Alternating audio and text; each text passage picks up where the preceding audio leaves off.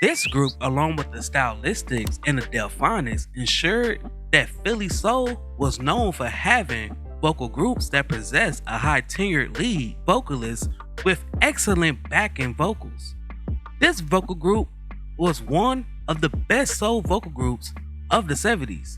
The centerpiece of today's video is all about Blue Magic. Now, before we start, let's be sure to leave a like on the video, subscribe to the channel, and push that notification bell to be sure you won't miss out any more content. Now, without further ado, let's cue that intro.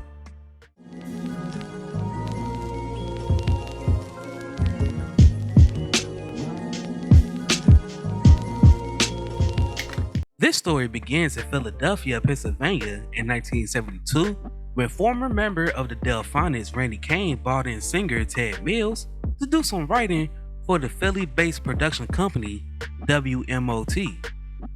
Shortly after, the group Shades of Love, consisting of Keith Beaton, Richard Pratt, Vernon, and Wendell Sawyer. After the group's audition, executives aligned them with Ted Mills and named this newly established quintet Blue Magic. Through WMOT, the group signed a contract with Atco Records. The group became one of the first acts to be produced by Norman Harris, also being backed by Philadelphia's Mother, Father, Sister, Brother band. The group became well known for their romantic ballads and orchestrated stage moves. The group's first three singles was Spell, Thinking of you, Look Me Up, whenever you're down, look me up, whenever you're down. and Stop to Start. So when I say that with you, This single became the first single from the group to cross over onto the pop charts. In 1972, the group had two charted singles with Sideshow it'll only cost you 50 cents to see and Three Ring Circus. us jumping up and down and making people. That same year, the group released two albums, Blue Magic, which peaked at number 45 on the Billboard 200 charts and number 4 on the Billboard Top R&B Albums charts, and The Magic of Blue, that peaked at number 71 on the Billboard 200 charts and number 14 on the Billboard Top R&B Albums charts. That next year, the group released its third album titled 13 Blue Magic Lane, that peaked at number 50 on the Billboard 200 charts and number 9 on the Billboard Top R&B Albums charts. This album was followed by charted singles Love Has Found Its Way to Me, It's for me. Chasing Rainbows, Guess I'm feeling kinda lost. Find myself just and What's Come Over Me. wearing your smile, dimple on the side. The group generated so much attention that they embarked on their first global tour, which lasted 42 weeks and included stops in 48 states, 5 European countries, a 10-day stay in the Philippines, and a 2-week engagement in the Virgin Islands. During the group's heyday, they appeared on several TV shows including Soul Train, The Mike Dallas Show, Dancing on Air, and AM Philadelphia.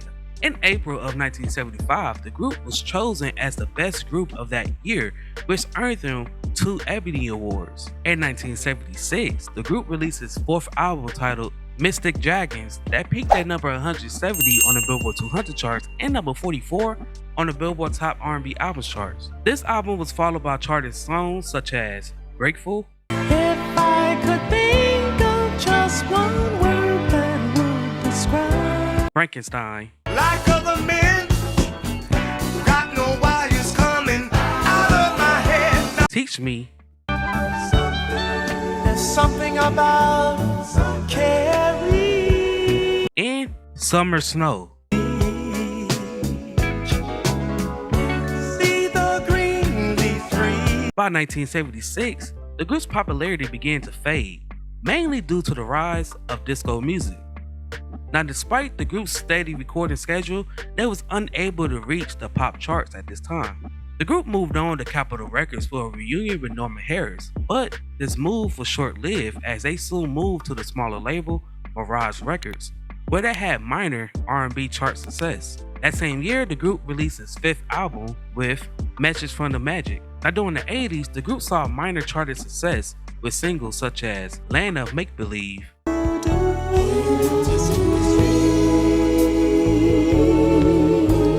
Romeo and Juliet, She's my lady.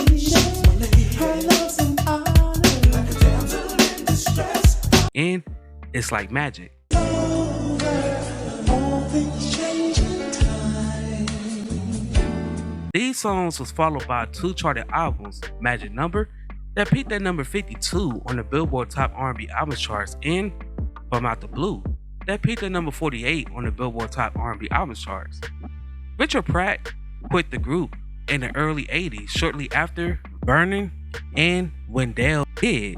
In 1988, the original group had reassembled. Mills was involved in a near-fatal accident in 1990, which left him unable to perform for several years. After having successful surgery and considerable recovery time, Mills made a comeback to music, but as a solo act. On July 14, 2018, Mills rescued a man from a burning car in New Jersey.